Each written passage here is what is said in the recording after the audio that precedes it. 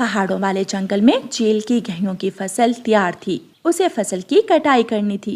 वो रानो चिड़िया से कहती है, चिड़िया रानी, मेरी गेहूं की फसल पककर तैयार है। अगर तुम मेरी फसल की कटाई में मेरी मदद करो तो मैं तुम्हें पूरी 1 गठरी गेहूं के दानों की दूंगी।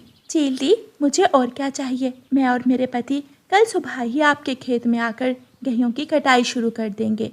अगर कोई और पक्षी आना चाहे तो उसे भी साथ ले आना। ठीक है चील दी, अब मैं जाती हूँ।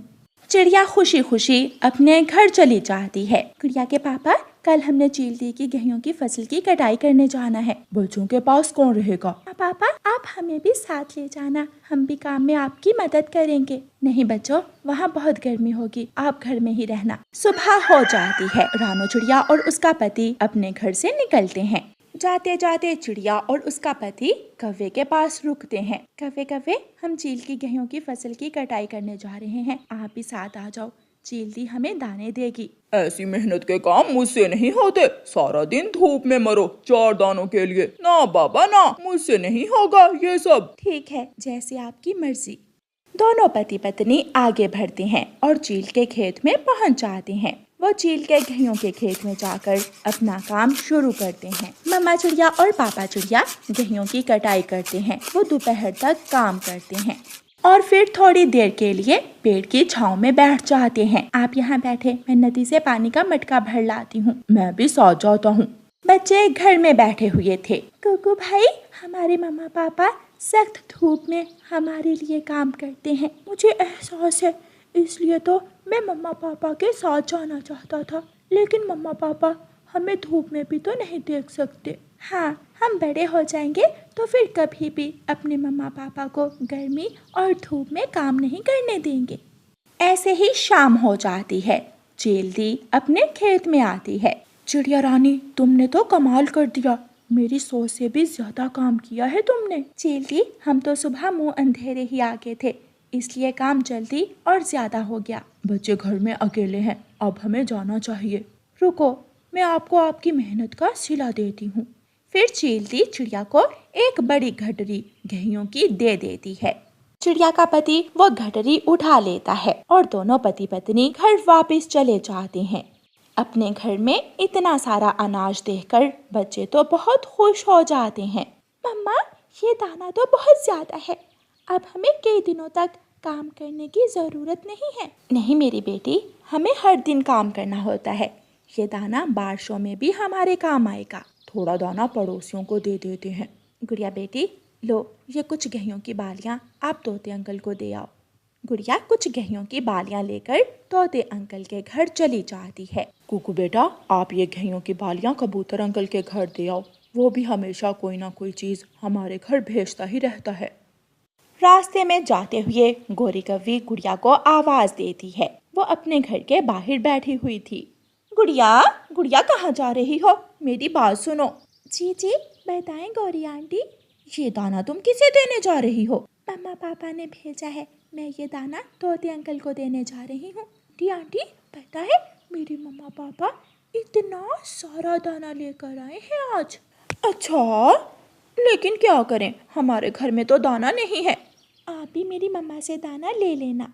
गुड़िया वहाँ से चली जाती है और गौरी कौवी जल्दी से घर में जाती है। कालू, कालू पति जी, पता है वो रानू की बच्ची आज कहीं से पूरी अनाज की गठरी लेकर आई है। मुझे मालूम है, वो चील की गेहूं की फसल की कटाई करने गई थी आज। कालू जी, उसने सबके घर में दाना भेजा है, लेकिन हमारे घर क्यों नहीं? क्योंकि हम आज रात उसका सारा दाना जो चुराने वाले हैं। ये सुनकर गौरी कौवी हंसने लग जाती है। रात हो जाती है। चिड़ियाओं का परिवार जी भरकर दाना खाता है और सो जाता है। आधी रात को आसमान पर बादल छा जाते हैं और बारिश भी शुरू हो जाती है। ऐसे बारिश के मौसम में भी कौवे रुकते नहीं हैं। वो चिड़िया के घर से गेहूं की बालियां चोरी करने के लिए अपने घर से निकलते हैं। वो दोनों कौवे उड़ते हुए चिड़िया के घर के पास आकर बैठ जाते हैं। मैं जाता हूँ और चिड़िया की पूरी गठरी ही उठा लाता हूँ। कालू, कालू चिड़िया सुबह उठकर बहुत रोएगी। मेरा दाना कोई चुरा कर ले गया। वो ऐसे रोती फिरेगी। कालू कौवा चिड़िया के घर में घुस जाता है और गेहूं की पूरी गठरी उठाकर भाग जाता है। कालू कौवा जैसे ही चिड़िया के घर से बाहर आता है तो गेहूं की बालियां बारिश के पानी से भीग जाती हैं और भारी हो जाती हैं। कौवा इतना बोझ उठा नहीं पाता और गठरी नीचे गिर जाती है। कालू, अब क्या करें? इसे उठाकर लेकर जाना तो बहुत मुश्किल है। आइडिया, मेरे पास एक आइडिया है। कालू, जल्दी बताओ। तुम यहाँ गठरी के पास बैठो और मैं अपने मामा जी को बुला कर लाता हूँ। मैं और मेरे मामा जी मिलकर ये गठरी उठाकर ले जाएंगे। कालू जी, ध्यान से जाना। कौवा वहाँ से उड़ता है और अपने मामा जी के पास जाता है। कौवा अपने मामा जी के घर के दरवाजे पर जाकर दस्तक देता है। भांजे, तुम इस वक्त और ऐसी बारिश में सब ठीक तो है? मामा जी, मैंने चिड़िया के घर से गेहूं की पूरी गठरी चुरा ली है, लेकिन वो बारिश के पानी से भारी हो गई है। मेरी मदद करो, उसे उठाने में मेरी मदद करो। मेरा भांजा तो मुझसे भी बड़ा चोर है, बारिश में भी चोरियां करने से नहीं रुकता। फिर कालू कौवे का मामा अपने भांजे के साथ उड़ता है। मामा जी, अच्छा ही हुआ जो आप आ गए, अब ये गठरी उठानी आसान होगी। मैं तो ये अकेला ही उठा सकता हूँ। अभी मामा जी ने इतना ही कहा था कि आसमान से तेज बिजली गिरती है और तीनों कौवे वहाँ ही जलकर मर जाते हैं। वो गेहूं की गठरी वहाँ ही पड़ी थी। बादल की जोरदार गरज से चिड़ियाओं का परिवार उड़ जाता है। गुड़िया के पापा, हमारी गेहूं की बालियां कहाँ है? वो नहीं है। कुकू की मम्मा, यहाँ आओ, खिड़की से देखो, वो सामने बाहर पेड़ के पास 3 कौवे मरे पड़े हैं और हमारी गेहूं की गठरी उनके पास पड़ी है। फिर मम्मा और पापा चिड़िया अपने घर से निकलते हैं। गुड़िया के पापा, इन कौवों को तो बहुत बड़ी सजा मिली है। चिड़िया की आंखों में आंसू आ जाते हैं। हाँ, मुझे भी बहुत दुख हुआ। अगर ये कौवे हमसे मांग लेते तो हमने कौन सा इनको मना करना था, लेकिन ये अपने ही खोदे हुए गड्ढे में गिरकर मर गए। प्यारे दोस्तों, कभी भी लालच में आकर कोई भी काम ऐसा मत करें जो आपको बुराई की तरफ ले जाए। और प्यारे दोस्तों, इस कहानी को लाइक, अपने दोस्तों के साथ शेयर और चैनल को सब्सक्राइब करना बिल्कुल मत भूलना। आपका धन्यवाद।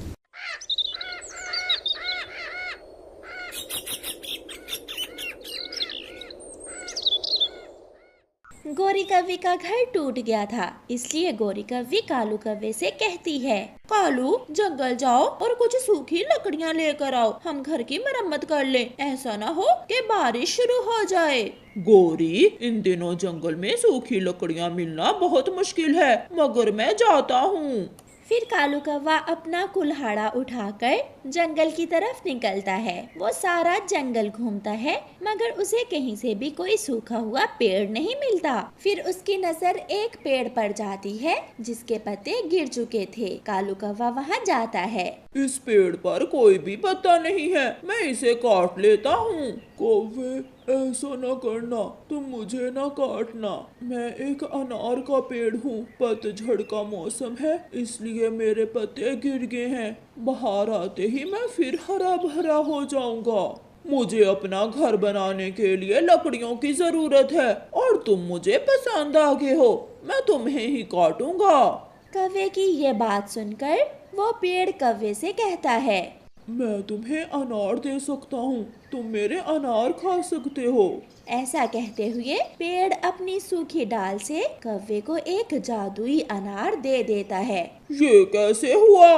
तुम तो सूखे पेड़ हो। मेरे पास जादुई शक्ति है, मैं सब कर सकता हूँ। फिर कालू कौवा वो अनार लेकर खुशी खुशी अपने घर चला जाता है।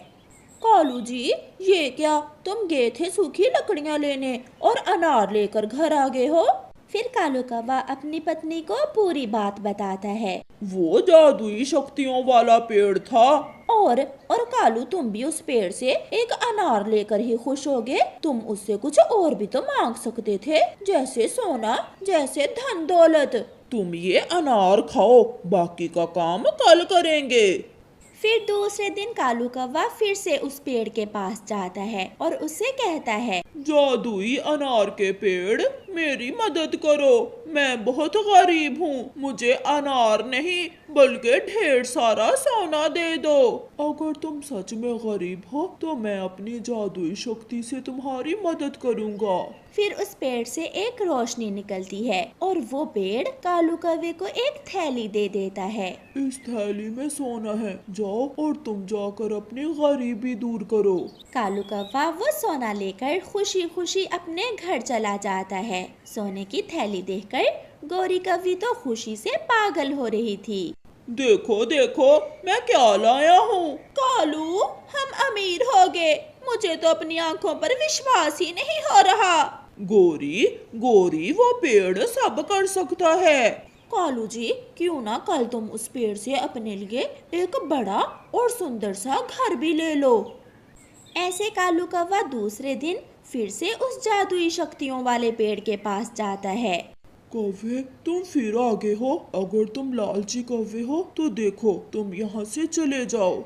पेड़ जी मेरे पास घर नहीं है, प्लीज मुझे एक सुंदर सा घर दे दो, मैं सच कह रहा हूँ। अगर तुम्हारे पास घर नहीं है तो मैं तुम्हें जरूर घर दूंगा।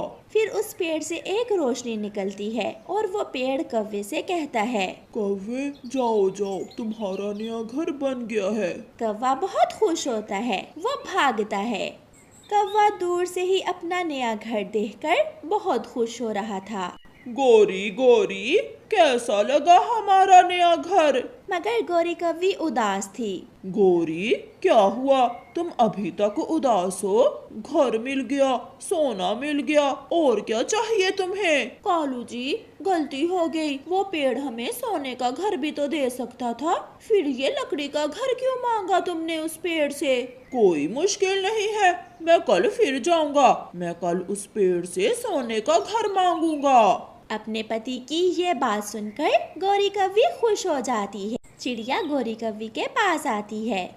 गौरी, तुमने इतनी जल्दी इतना बड़ा घर कैसे बना लिया? ये राज की बात है, मैं तुम्हें नहीं बता सकती। चिड़िया, ये टॉप सीक्रेट है मेरा। गौरी बहन, वो जो सामने वाले पेड़ पर आपका पुराना घर है वो आप मुझे दे दें, मेरा घर टूट गया है। ना जी ना, हम वो घर तोड़ तो सकते हैं मगर किसी को नहीं देंगे। चिड़िया बेचारी निराश होकर वहाँ से चली जाती है। चिड़िया कुछ तो है, उस कौवे ने इतनी जल्दी इतना बड़ा घर कैसे बना लिया, हमें ये सब जानना होगा। फिर दूसरे दिन जब कालू कौवा पेड़ से सोने का घर लेने जाता है तो कबूतर और चिड़िया भी छुप छुप कर कौवे के पीछे जाते हैं। वो थोड़ी दूर एक पेड़ के पीछे छुप जाते हैं। कौवे अब तो तुम्हें सोना मिल गया, नया घर मिल गया, अब तुम यहाँ क्या लेने आए हो? मैं भूल गया था पेड़ जी, मुझे तो सोने का घर लेना था मगर आपने मुझे लकड़ी का घर दे दिया। ये सुनकर पेड़ मुस्कुराता है। केवल सोने का घर ही बना दूं या फिर उस घर में सारी चीजें भी सोने की हों? पेड़ की ये बात सुनकर कौवा और भी लालच में आ जाता है। हर चीज सोने की बना दो मेरे घर में। वो पेड़ जादुई पेड़ था, इसलिए वो सब कर सकता था। एक रोशनी निकलती है और पेड़ कहता है, जाओ कौवे, तुम्हारा घर भी सोने का बन गया है और घर में हर चीज भी सोने की बन गई है। कौवा खुशी खुशी वहाँ से चला जाता है। चिड़िया और कबूतर भी ये सब देखकर वहाँ आते हैं और उस पेड़ से कहते हैं, पेड़ जी, वो कौवा बहुत लालची है मगर सच हमारे पास घर नहीं है, प्लीज आप हमें एक एक लकड़ी का घर दे दें। पेड़ जी, घर छोटा हो मगर इतना कि हम वहाँ ठंड के दिन गुजार सकें। पक्षियों, लालच बुरी बला होती है, जिसने किया लालच उसने सब खो दिया। जाओ, तुम्हारे घर बन गए हैं। चिड़िया और कबूतर भी खुशी खुशी अपने घर वापस चले जाते हैं। कौवा तेजी से अपने सोने के घर की तरफ जा रहा था। वो बहुत खुश था। वो सोने के घर के अंदर जाता है। गोरी कहाँ हो? अब तो हम बहुत अमीर हो गए हैं। मगर गौरी कौवी बोल नहीं रही थी क्योंकि वो भी सोने की बन गई थी। ये देखकर कालू कौवा रोने लग जाता है। हाय मेरी पत्नी, हाय मेरी गोरी पत्नी, पत्नी जी, ये क्या हुआ? मैं भूल गया था कि तुम भी घर के अंदर हो। अब मैं इस सोने का क्या करूँगा? कालू जी, मैं सुन सकती हूँ, बोल सकती हूँ, मगर अपनी जगह से हिल नहीं सकती। तुम जाओ और किसी भी तरह मुझे ठीक करो। मुझे कुछ नहीं चाहिए, ना सोना ना चांदी, बस मुझे पहले जैसी कर दो। पेड़ जी, बहुत बुरा हुआ। तुम कभी खुश नहीं हो सकते। लालची कौवे, अब तुम क्या लेने आए हो? पेड़ जी, मेरी पत्नी सोने की बन गई है, प्लीज उसे ठीक कर दो। मुझे मेरी असली काली वाली गौरी वापस ला दो। मगर जो तुमने मुझसे लिया, तुम्हारे लालच ने वो सब गंवा दिया है। पेड़ जी, मुझे कुछ नहीं लेना, बस मेरी गौरी पत्नी मुझे दे दो। फिर उस पेड़ में से एक रोशनी निकलती है। जाओ कौवे, सब पहले जैसा हो गया है, और अब अगर तुम दोबारा मेरे पास आए तो मैं तुम दोनों पति पत्नी को पत्थर के बना दूंगा। कौवा डरता हुआ वहाँ से चला जाता है। घर बैठी कौवे की पत्नी रो रही थी। कालू, मैं तो ठीक हो गई, मगर सब जाता रहा। हमारे लालच ने सब गंवा दिया। गौरी, सोने का घर भी गया और सब गया। अब फिर से हमें इस टूटे हुए घर की मरम्मत करना होगी। ये सोचकर कौवा और कौवी रोने लग जाते हैं। प्यारे दोस्तों, इस कहानी से हमें सीख मिलती है कि लालच बुरी बला है। और प्यारे दोस्तों, इस कहानी को लाइक करना बिल्कुल मत भूलना। आपका धन्यवाद।